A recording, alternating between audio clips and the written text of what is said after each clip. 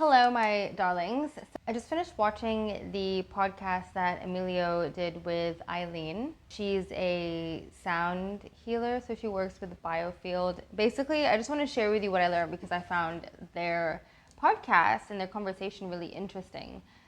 She mentioned Deepak Chopra, quantum physics, and everything like that. And she said that since we're all made of vibration, it makes sense to treat vibration with vibration in terms of like healing.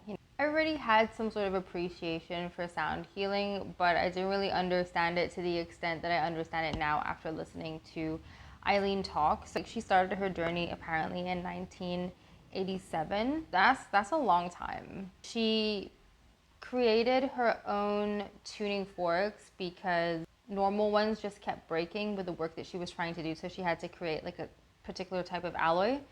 So she sells these in her company, and then she like explains the different benefits and the different ones that she uses. She mentioned two in particular. One is like a very grounding sound, which will ground you in the present moment, it's like a frequency of being.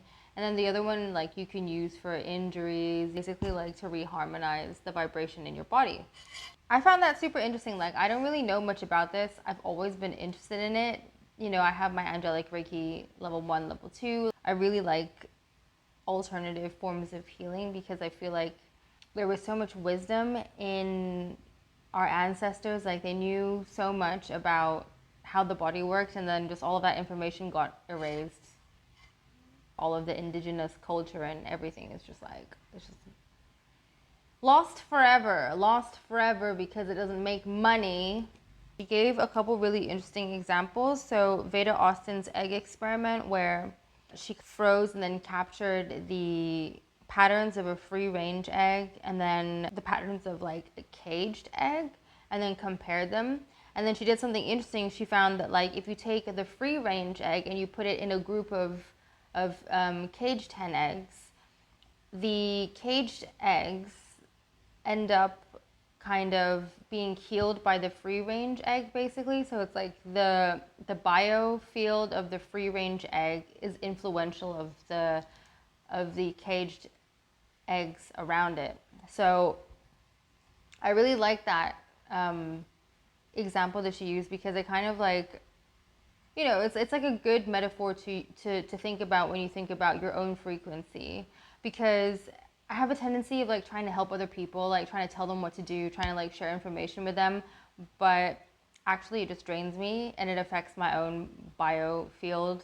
So listening to that was really useful because it's like, okay, so actually it's a lot better if I just focus on my own frequency. Because if I have a really good frequency, it automatically just like helps the people around me. Like, if you can imagine like how a crystal can influence and like amplify and neutralize like certain energies, like you're the same, you're water, crystalline. We're crystalline beings, vibrational beings.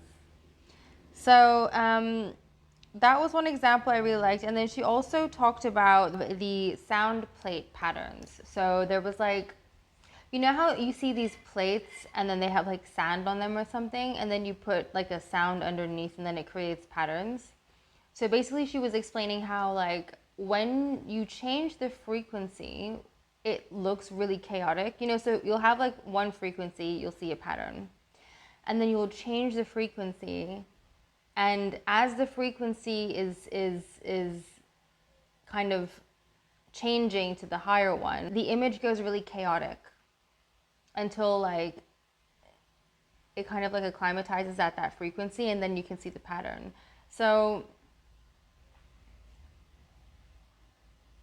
if you're going through a period of chaos, just understand that your frequency is changing, and eventually like things are going to calm down. But as you're changing frequency, things get really chaotic, and that just like made me feel kind of like relieved and just like really happy, because like I've been going through a lot of moments of like chaos, and then like I'm okay, and then it's like chaos, and then I'm in a better place, and then it's like chaos again, but then I'm in a better place. but the chaos is still, kind of like, oh my God, I thought I was over this. I thought that I, wasn't, like, I thought I wasn't going to have to, like, deal with this, like, breakdown again. But after the analogy of the, the image, how it gets all chaotic until it, like, creates the new frequency image, that made me feel a lot better about my own personal experience. So I don't know how you guys feel about it. What else?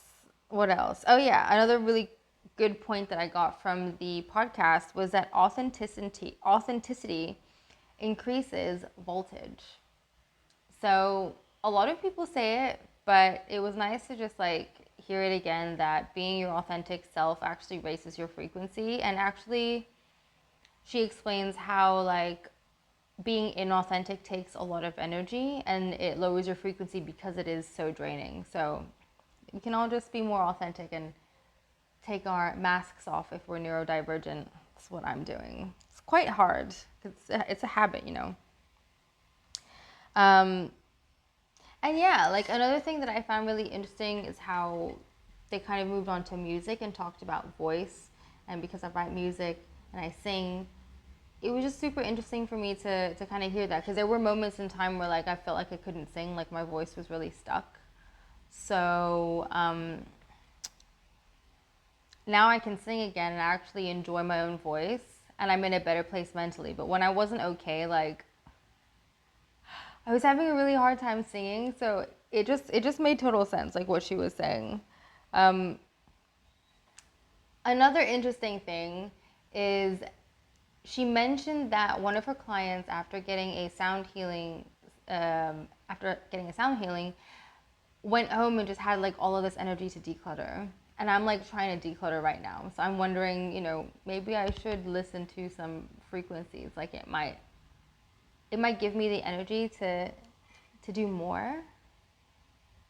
Yeah. So yeah, that is my review of the podcast that I just watched that I found very interesting. I am not gonna lie, I'm super tempted to get the tuning fork, what was it called again? The sonic slider. I would like to get the sonic slider tuning fork because I think Eileen did mention that overall it was like probably the one that she would recommend if anyone was to get one, to get that one. And I really enjoy sound healing, and I think it would be nice to give it to my mom and my dad too, because he doesn't really like I feel like sound healing is a little bit more digestible to people. Energy healing, maybe they're a bit like, ooh, energy healing, but sound healing I think is like, it's like less kind of scary for people. Yeah. I'm definitely gonna go check her out on YouTube because she said she has a lot of like resources on her YouTube.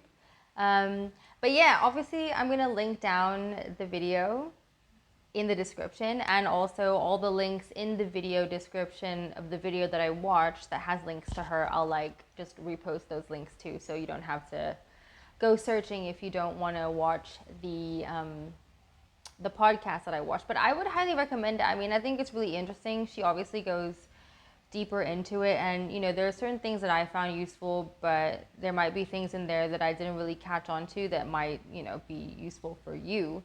So I would recommend watching it. I really like Emilio as a podcaster. I think he interviews people really well. He like just lets them talk, and does a lot of like rephrasing, and he's just a really really good interviewer. So I like his talks. So I would recommend watching his podcast as well. And yeah, that's it from me. Stay tuned for the next podcast review that I do. And yeah, I will see you in my next review video. Subscribe. Bye.